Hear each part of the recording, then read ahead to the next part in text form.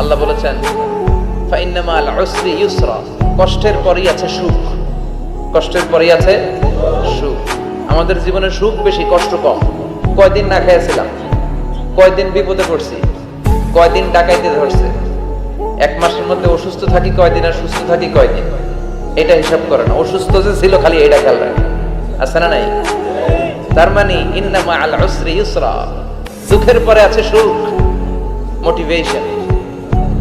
প্রাণটা আবার উদ্বেলিত হয়ে ওঠে, তাই তো আসলে তো দুঃখের পরে সুখ। এজন্য কষ্ট যখন পাবেন, অসুস্থ যখন হবেন, ওইখানেও আনন্দ করবেন, কারণ সামনে আরাম আসতেছে। সুবহানাল্লাহ পড়েন। মুমিনের হারাবার কিছু নাই, দুঃখ পাওয়ার কিছু নাই।